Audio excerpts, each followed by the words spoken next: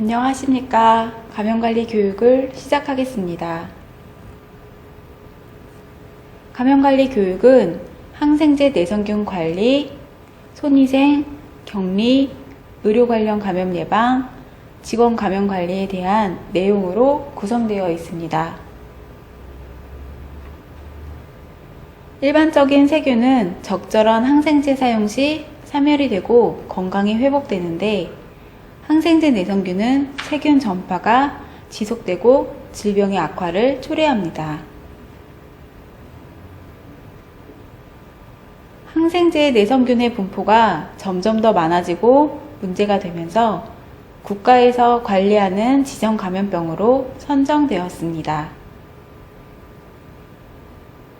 VRSA, MRSA, VRE, MRPA, MRAB, CRE 이렇게 총 6가지 다진내성균으로 어떠한 검체에서든지 검출이 되면 질병관리본부로 신고를 하고 있습니다.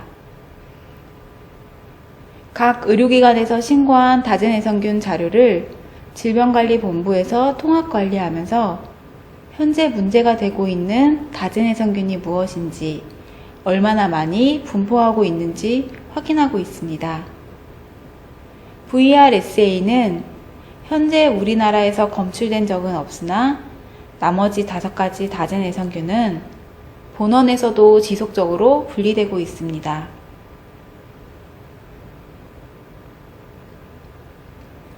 한 가지씩 살펴보면, 먼저 MRSA는 황색 포도알균으로 환자 피부에서 흔히 분리되는 균입니다. 메티실린의 내성을 가진다는 MR이기는 하지만 실제로는 글리코펩타이드계를 제외한 대부분의 항생제의 내성을 가지기 때문에 다제내성균에 포함됩니다. 건강한 사람들이 복균하고 있을 때는 크게 문제되진 않지만 면역저하 환자를 공격하면 치명적인 원인균이 될 수 있습니다.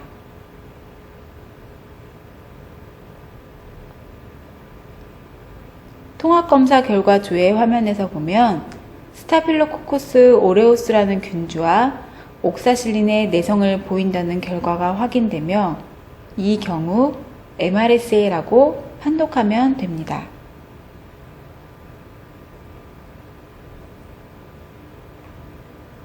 두 번째는 VRE입니다.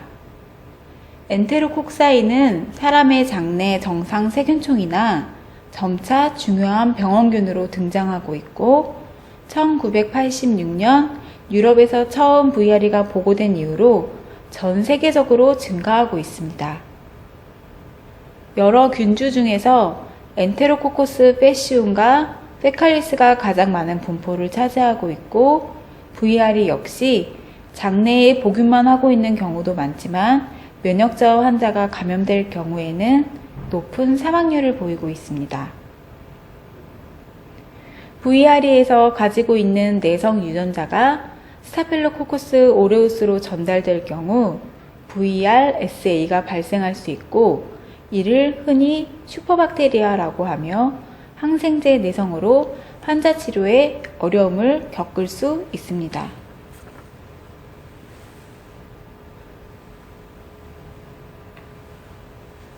통합검사 결과 조회에서 보면 엔테로코커스 페시움이라는 균주와 방코마이신의 내성을 보이는 결과를 보실 수 있습니다. 이런 경우에 VR이라고 판독하면 되고, 직원들이 좀 더 빨리 인식하고 조치를 취하기 위하여 미생물 검사실에서 다음과 같은 리마크를 달아주고 있습니다. VRE는 어떠한 검체에서든지 검출이 되면 격리병실을 사용해야 하고, 현재 우리 병원에서는 중앙간 11병동에 3인실 2개의 병실을 VRE 코호트 격리실로 사용하고 있습니다. 코호트 병실에 자리가 없는 경우 1인실을 순차적으로 사용합니다. VRE 환자분들이 사용하는 기구들을 재사용해야 하는 경우에는 다른 환자가 사용하기 전 소독 및 멸균을 해서 사용해야 하고, 팔로 배양 검사를 통해서 VRE가 분리되지 않는다는 것을 확인해야 해지가 가능합니다. 위의 검사 결과에서 보면 첫 VRE 검출이 운두이기 때문에 운두 미생물 배양 검사에서 3번 연속으로 음성이 나와야 하고 복용 부위인 렉탈이나 수틀 검체의 미생물 배양 검사에서도 3번 음성이 확인되어야 격리 해지가 가능합니다. 6인치를 사용하던 환자한테서 VRE가 검출되었을 때 나머지 환자분들의 위장관 증상이나 감염 증상 여부를 확인해서 필요에 따라서는 대변 배양 검사를 통해 확인하고 있습니다.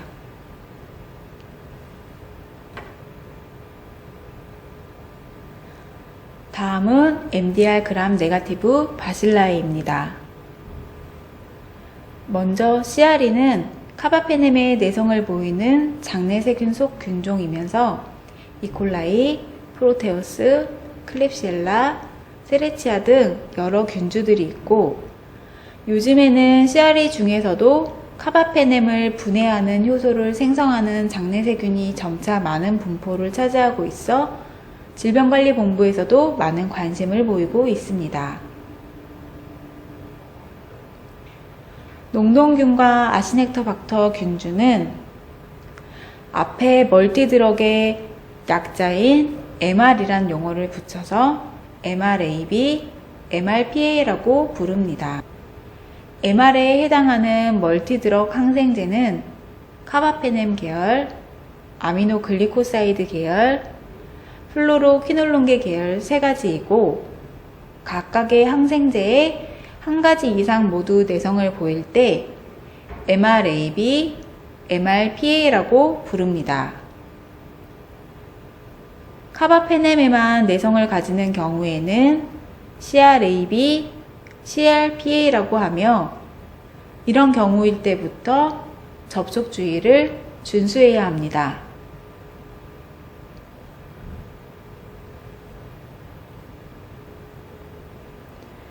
VRE가 검출되는 환자가 병실 사용 후 환경미생물 배양 검사를 진행했는데요. X 표시가 된 부분들이 다 VRE가 검출된 곳입니다. 환자분이 누워있는 침상 근처나 아니면 환자 이불 정도에서만 검출될 것이라고 생각들 많이 하시는데요. 환자의 손이 닿는 서랍장, 의료진의 손이 닿는 모니터 손잡이, 심지어는 손을 씻는 곳에서도 VRE가 검출되었습니다.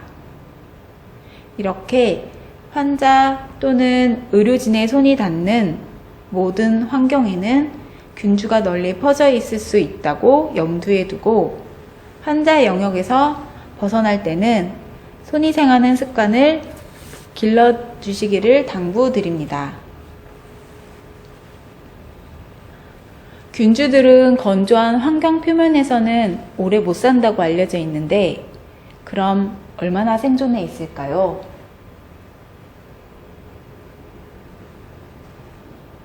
아시넥터박터 균주들은 길게는 5개월, 이콜라이 균주는 길게는 16개월까지도 살 수 있다고 합니다.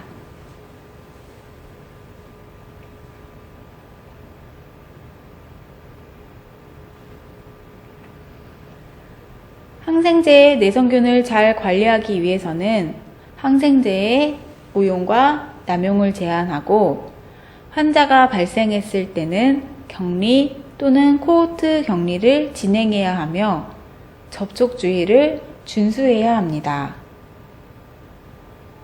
손위생을 기본으로 장갑과 가운을 착용하고 호흡기 분비물 흡인 등 에어로졸 발생 처치 시에는 마스크를 착용합니다. 건조한 환경 표면에서도 오래 생존해 있는 미생물을 사멸하기 위해 환경관리를 잘 해주셔야 합니다. 환경소독을 하기 전 먼저 이물질이 묻은 표면을 잘 닦아낸 후 소독제로 환경을 소독해 줍니다. 지속적인 감염관리 교육을 실시하고 있으며 비강 보균자 관리도 진행하고 있습니다. 중환자실에 입실하는 모든 환자를 대상으로 비강의 MRSA 보균 여부 검사를 하여 검사 결과에 따라 면역저하 환자들에게 MRSA가 감염의 원인균이 되지 않도록 코호트 격리를 진행하고 있습니다. 항생제 관리를 위해서는 손위생도 중요한데 그럼 손위생은 언제 하고 계신가요?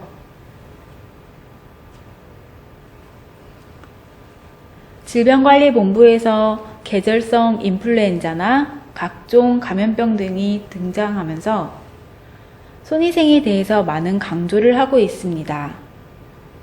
이에 따라 병원에 내원하시는 환자분이나 보호자분들께서도 손위생이 얼마나 중요한지 많이 알고 있어 흰 가운을 입은 직원들이 화장실 사용 후에 손위생 하지 않고 나간다고 민원이 들어오는 사례도 있었고, 외래진료 시 누가 언제 손위생을 안 했다더라 구체적으로 민원을 제기하는 분도 있었습니다.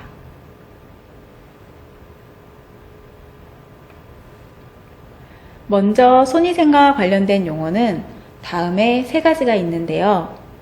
물과 일반 비누를 사용하는 손 씻기, 물과 소독제 비누를 사용하는 손소독. 요즘에는 이 2가지를 합쳐서 핸드 하이진이라는 용어를 가장 많이 사용하고 있습니다.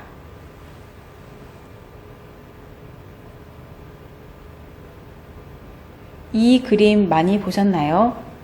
2009년 세계보건기구 WHO의 손위생 가이드라인에 포함되어 있는 그림입니다. 여기 보이는 점선은 환자 영역을 표시하는 것으로 이 영역 안에 들어가서 환자와 접촉하기 전에는 문고리도 만지고 컴퓨터도 만져 내 손에 어떤 균이 있을지 알 수 없기 때문에 손위생을 해야 하고, 2번째, 환자와 접촉했다 하더라도 드레싱이라든지 혈액 검체 채취와 같이 청결 무균수를 해야 하는 경우에도 손위생을 해야 합니다. 환자의 혈액체액 노출 위험 행위를 했을 때, 환자와 접촉했을 때 뿐만 아니라 환자 영역 안에서 환경과 접촉했을 때도 반드시 손위생을 해야 합니다.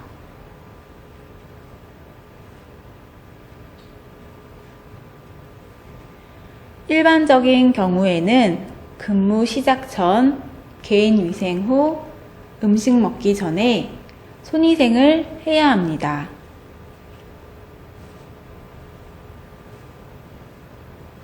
손이 평소 얼마나 오염되었는지 감염관리팀에서 균을 확인해 봤습니다. 여러 사람이 만지는 대중교통 손잡이를 잡고 출근해서 손위생을 하지 않고 배지에 손을 찍어 확인해 보니 빨간 점들이 무수히 자랐고요. 물티슈로 모니터와 책상 등 근무 환경을 닦았는데 곰팡이균도 자랐습니다. 화장실 사용 후에 손위생 하지 않은 경우 손에 보이는 오염물이 전혀 없었음에도 불구하고 이렇게 균들이 많이 자랐습니다. 내 손은 항상 오염되어 있다고 생각하시고 앞서 말씀드린 5가지 순간에서 올바른 손위생을 부탁드립니다.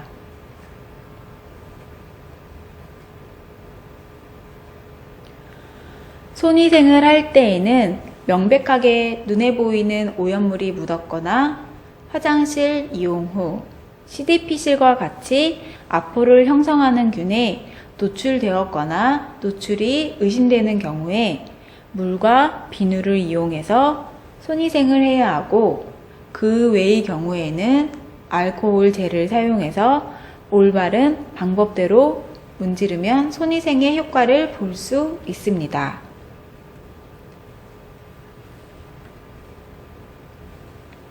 손위생 할 때에는 시간 준수가 중요한데 여러 연구에서 의료 종사자들이 평균 10초 미만으로 손위생을 한다고 합니다.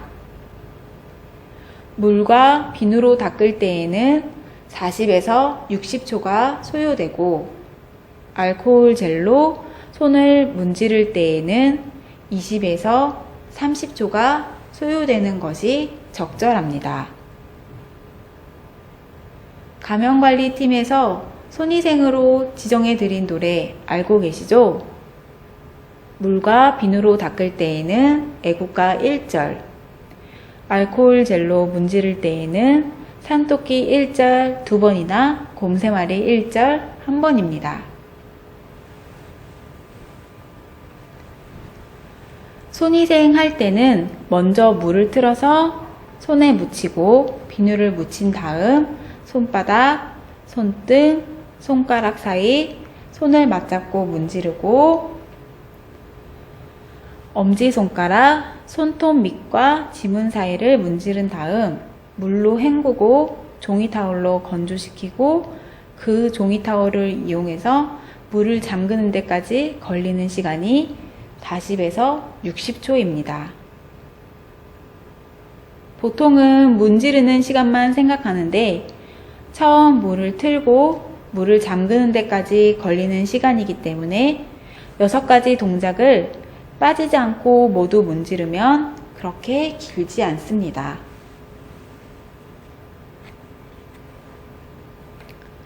알코올 젤로 문지를 때도 방법은 같습니다. 손바닥, 손등, 손가락 사이 손을 맞잡고 문지르고 엄지손가락, 손톱 밑과 지문 사이를 문지르면 이때 걸리는 시간은 20에서 30초입니다.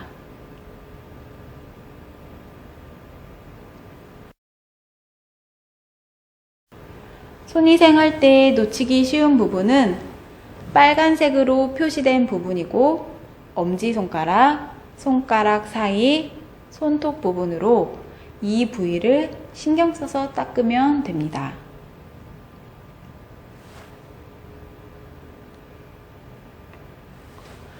손위생을 하기 전에 균이 얼마나 있는지 배양 검사를 통해서 확인했고 손을 씻은 후 다시 한번 배양을 통해서 손을 확인해 봤습니다. 균이 사라진 부분도 있지만 더 증식된 부분도 보이시나요? 정확한 방법으로 손위생을 하지 않았을 경우 이런 결과가 나오는데요. 화장실 사용하시면서 주변 분들이 손위생을 어떻게 하고 나가는지 관찰해 보신 적 있으신가요? 여전히 손위생 안 하고 나가는 분, 물로만 씻고 나가는 분, 비누를 사용해서 손위생을 하긴 하나 물속에서 헹구면서 문지르는 분도 많습니다. 올바른 방법으로 손위생을 하지 않으면 손은 손대로 트고 사진과 같은 결과가 나오게 되니 이왕 하는 김에 정확한 방법으로 손위생하는 것을 부탁드리겠습니다.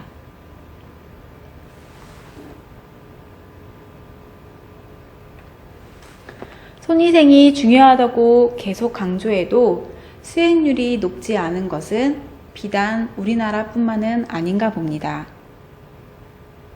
외국에서는 의료인 손 씻기 무선관리 시스템이 도입되었는데요. 환자 대면 전에 손위생을 하지 않으면 알람이 울리기도 하고 손위생을 시행한 경우와 필요한 경우가 전산으로 연동되어 수행률까지 피드백되는 시스템이 마련되어 있기도 합니다. WHO에서는 손위생 증진을 위해 또 다른 방법을 제시했는데 바로 환자를 교육하는 방법입니다. 의료진이 환자에게 왔을 때 손위생을 했는지 직접 물어볼 수 있도록 환자를 교육하는 것으로 모니터링의 주체가 환자가 되는 방법입니다. 손위생 민원에서도 설명드렸듯이 최근 언제 손위생이 필요한지 잘 아는 환자가 많아지고 있기 때문에 항상 손위생에 신경을 써야 할 시기라고 생각됩니다. 다음은 격리입니다. 감염 환자나 보균자로부터 환자나 병원 직원들이 감염되거나 미생물이 전파되는 것을 예방하고 보호하기 위해서 실시하는 것을 의미합니다. 격리는 크게 표준주의, 전파 경로별주의, 보호격리 이렇게 세 가지로 나뉩니다.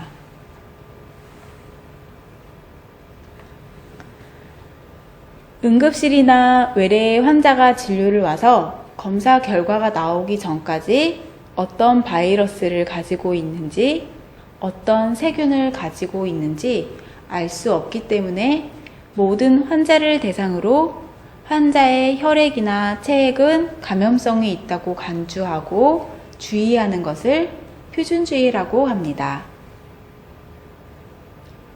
예를 들어서 응급실에 기침하는 환자가 왔을 때 이 환자가 메르스인지 폐렴인지 결핵인지 알 수 없기 때문에 아까 말씀드린 5가지 순간에 대해서 손위생을 하고 개인보호구를 착용하고 환자에게는 기침 예절을 설명하고 비호흡기 환자와 호흡기 환자를 구분하여 배치하고 환자별로 개별 물품을 사용하고 환자 접촉 공간을 소독하는 것 등이 표준주의에 해당됩니다.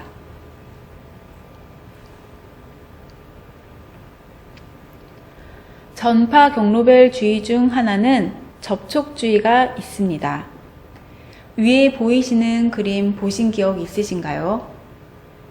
이 격리 스티커 표식은 병실 환자 침상의 머릿맛 이름표에 붙어 있기도 하고 종합정보 의료 시스템에서도 조회가 가능합니다. 어떠한 균이 나오는지 모두 적어 놓으면 의료진 간 소통에는 좋겠지만 환자의 개인정보 보호를 위해 최소한의 의사소통을 위해서 이 표식을 사용하고 있습니다. 접촉주의는 장갑과 가운을 착용해야 하고 가운을 벗은 후에는 옷이나 피부가 오염된 환경에 닿지 않도록 주의해야 합니다. 동일 환자라도 다른 부위의 처치가 필요하면 반드시 장갑을 교환하고 손위생도 해야 합니다. 장갑 사용 후에는 즉시 벗고 다른 환자에게 가기 전 손위생을 실시해야 하는데요. 보통 장갑 꼈으니까 괜찮겠지 생각하시는 경우도 있지만 장갑의 작은 구멍을 통해서 혹은 장갑을 벗으면서 손이 오염되기도 하기 때문에 장갑 착용과 상관없이 손위생을 해야 합니다.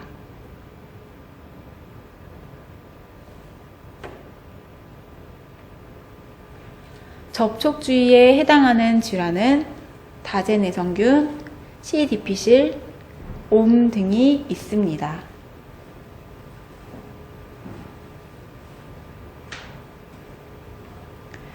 마스크에 N95라고 써져 있는 표시는 공기주의를 의미하고 결핵, 홍역, 수두, 파종성 대상포진이 이에 해당됩니다.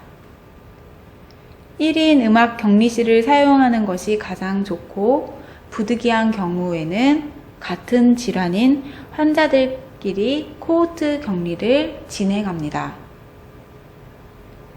격리실에는 음압이 유지될 수 있게 시설이 설치되어 있고 시간당 6에서 12회 정도의 공기 교환이 이루어지고 있습니다. 음압을 제대로 유지하기 위해서는 방문을 항상 닫아두어야 합니다. 격리실에 들어가는 경우에는 입실 전 N95 마스크를 착용해야 하고 환자들은 가급적 이동을 제한하나 꼭 필요한 경우에는 수술용 마스크를 착용시켜야 합니다.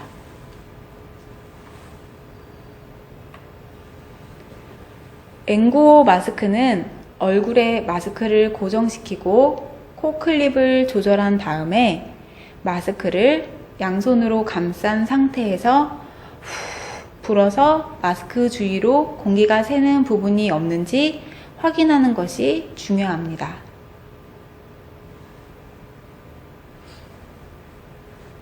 (2015년) 메르스 대유행 시 보호구 착용에도 감염된 의료진이라는 기사의 제목들을 보신 기억이 있으신가요?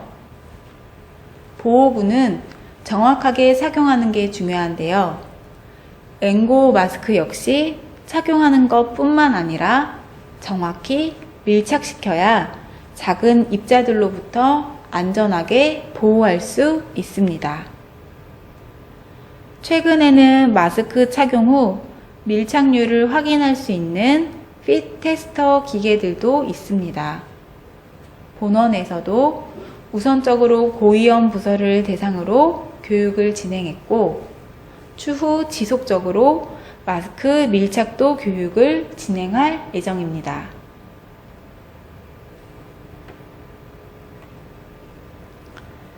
파란색 마스크는 비말주의 표식으로 수술용 마스크를 생각하시면 됩니다. 인플루엔자, 풍진, 백일해, 유행성 이하선염, 성홍열, 마이코플라즈마 폐렴 등은 비말주의 질환에 해당되며 입자가 5마이크로미터 이상이어 0.9m 이내에서 전파가 가능합니다. 보통 기침, 재채기, 대화 등으로 전파가 가능하고 일반적으로 코호트 격리를 진행합니다. 일반 병실 사용 시 침상 간격을 0.9m 이상 유지하고 커튼을 사용해서 비말이 튀는 것을 예방하며 환자와 의료진 모두 수술용 마스크를 착용합니다.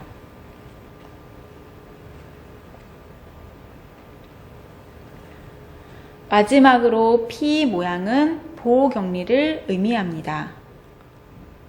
ANC가 500 이하로 떨어진 환자나 이식 환자한테서 그레이드 2 이상의 급성 이식변대 숙주 질환이 발생한 경우, CD4셀이 200 이하로 떨어진 에이즈 환자는 의료진의 비말로 인해서도 감염이 될 수 있기 때문에 병실 입실 전 반드시 손위생과 수술용 마스크를 착용해야 합니다.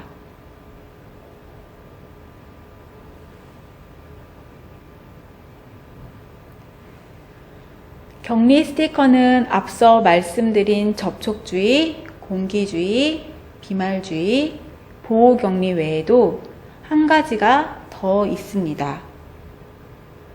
혈액주의 대상은 B형 간염, C형 간염, 매독, HIV 의심 및 확진 등 혈액맥의 질환으로 바늘 등 날카로운 기구에 노출이 많이 되기 때문에 주의가 필요합니다.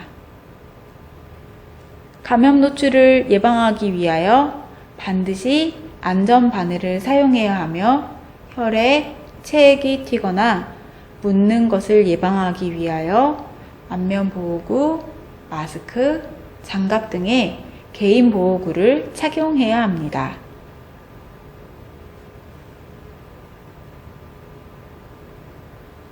격리병실로 사용하고 있는 경우에는 병실에 들어가기 전에 인지해야 하기 때문에 병실 문 앞에 격리병실 표지판이 붙어 있습니다. 각 격리의 종류에 따라서 스티커 모양과 격리 문구가 다르고 안내문도 다르기 때문에 꼭 내용을 확인하고 들어가야 하고, 보호구가 없거나 내용을 잘 모르는 경우에는 간호사 스테이션에 문의하면 됩니다.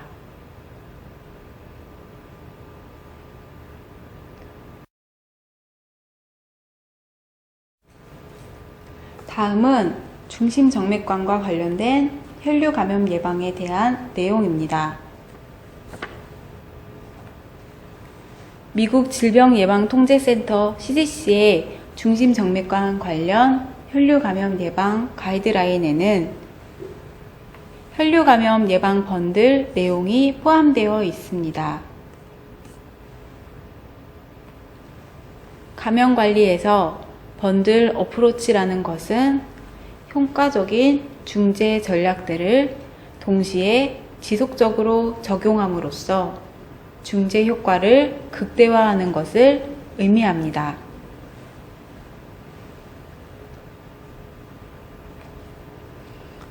중심정맥관을 삽입할 때에는 다음과 같은 내용을 적용해야 합니다.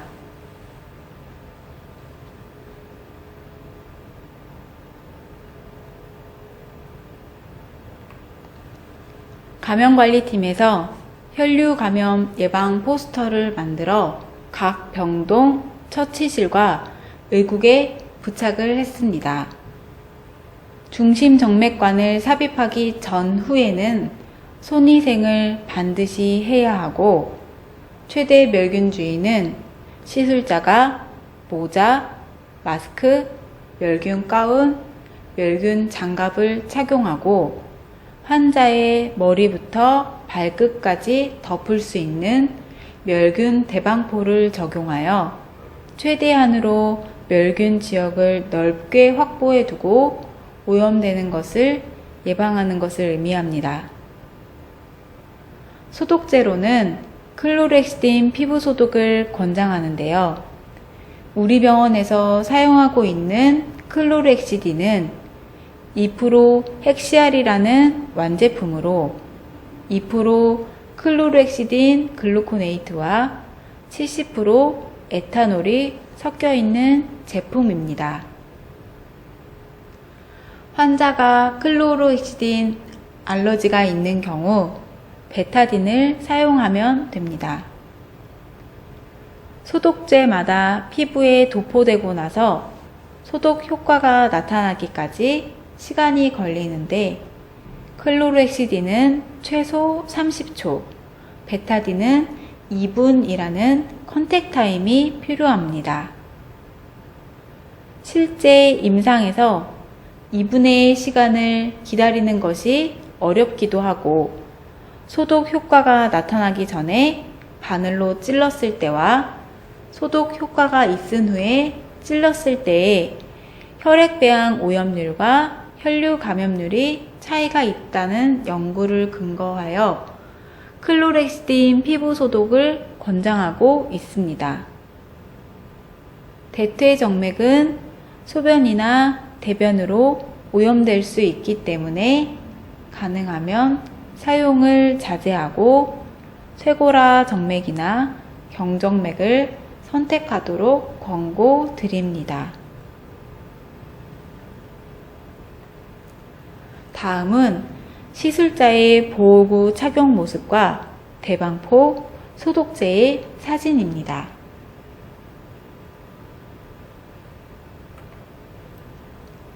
중심정맥관을 삽입하는 것뿐만 아니라 오염되지 않도록 무균적으로 관리하는 것도 중요합니다.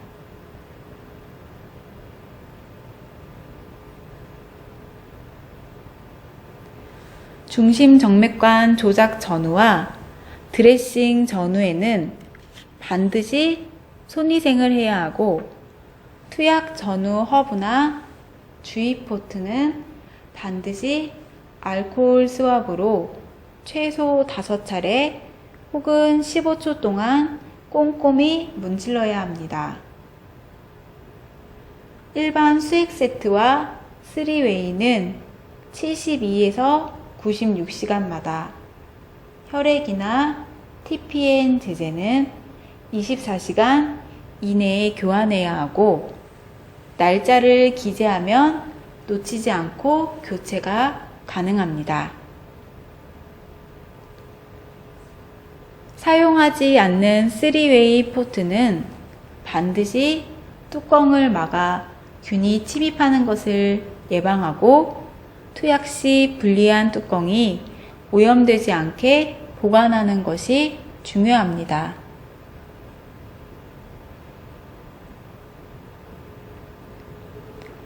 드레싱 교환 시에도 제품으로 나온 필름을 붙이는 투명 드레싱은 최대 7일마다, 꺼즈 드레싱은 최대 2일마다 교환해야 하고, 오염된 드레싱은 바로 교체해야 합니다. 이때도 피부 소독제는 2% 헥시아를 사용합니다. 드레싱 할 때에는 환자와 접촉해야 하므로 손위생을 하고, 장갑 착용 후, 드레싱 제거 후 다시 손위생, 멸균 장갑으로 교체 후 소독을 하고 드레싱 붙이고 날짜까지 써주면 소독 날짜를 놓치지 않고 챙길 수 있습니다. 드레싱 시 처음 착용하는 장갑은 본인을 보호하기 위한 장갑으로 비멸균이어도 되고, 두 번째 장갑은 환자를 보호하기 위한 멸균 장갑이어야 합니다. 이 드레싱의 순서는 일반적인 드레싱 순서와도 똑같습니다. 일반적인 상처 소독 시 맨손으로 기존 드레싱을 벗겨내다가 환자의 체액이 손의 상처에 묻으면 근무 중 감염 노출이 됩니다. 과거 환자가 에이즈 환자였던 사례가 있어 기존 드레싱을 벗겨낼 때 본인을 위한 장갑 착용을 반드시 지켜주시기 바랍니다. 병원에서 근무하다 보면 각종 바이러스, 세균 등 여러 위험 요인에 노출됩니다. 본원에서는 직원 감염 노출 사고 중 자상 사고가 50%를 차지하고 있습니다. 혈액맥의 질환은 비형 간염, C형 간염, 매독, HIV로 감염으로 이완될 확률은 다음과 같습니다. HIV의 경우 가능성은 0.3%밖에 되진 않지만 본인이 노출되는 경우 50대 50의 확률로 치명적일 수 있습니다. 실제 감염에 노출되어 울면서 찾아오는 직원도 있고 한숨만 쉬다가 가는 분도 있었으나 다행히 현재까지 질환에 이완된 적은 없습니다. 만약의 상황을 대비하여 본인을 보호하기 위해 HIV 의심이나 확진 환자인 경우에는 이중 장갑 착용을 권고드립니다.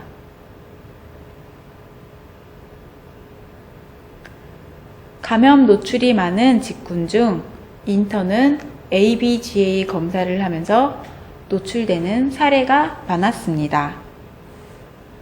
환자한테 검사에 대해 설명하고 바늘로 찔렀는데 환자가 놀라서 손을 뿌리치다 찔리는 경우도 있고 본인의 실수로 찔리는 경우도 있습니다. 우리 병원에서 사용하고 있는 ABGA 안전제품은 이렇게 두 가지입니다. 첫 번째 제품은 환자에게 찌르고 나서 분홍색 캡을 앞으로 내리면 바늘 끝이 막히는 제품입니다.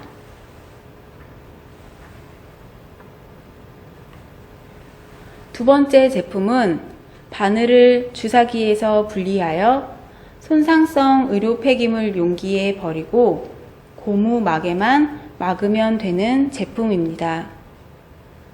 간혹 사용법을 몰라 바늘 끝을 고무마개로 막다가 찔리는 경우가 있어 올바르게 사용법을 확인하는 것이 중요합니다.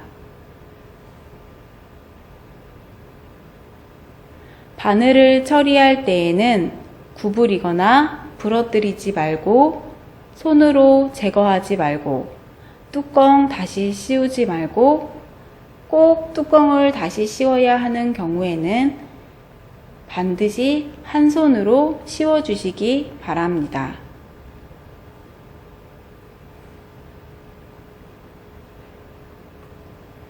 사용한 바늘은 즉시 주삿바늘 수거통에 버리고 바로 버려야 합니다. 혈액 검체 채취 시 사용한 바늘을 모아 한꺼번에 폐기하다가 찔린 경우에는 위험 요인이 다양하여 정확한 파악이 어렵습니다. 모든 환자들에게 혈액맥의 위험을 파악하기 위한 검사를 시행하는 것은 아니므로 환자 한 명마다 체여로 바늘을 바로 버리는 습관이 중요합니다. 주삿바늘 찔림 사고가 발생했을 때는 즉시 물과 비누로 씻어내고 환자의 혈청 검사 결과를 확인해야 합니다. 잘 모르는 경우에는 감염관리팀으로 연락 주시면 저희가 확인해서 추후 진행 및 관리에 대해 안내 드리겠습니다. 근무 중 감염 노출 보고서를 작성 및 부서장에게 보고 후 감염관리팀에 직접 제출해야 하고 추후 관리는 감염관리팀에서 안내합니다. 야간이나 휴일에는 응급의료센터 진료를 먼저 본 후 2길 감염관리팀에 보고합니다. 보고서 작성은 공통간호나 공통메뉴에 근무 중 감염 노출 보고서를 선택하여 내용을 입력하고 저장 및 출력하여 본인 서명과 부서장 서명 후 직접 제출해야 합니다. 경청해 주셔서 감사합니다.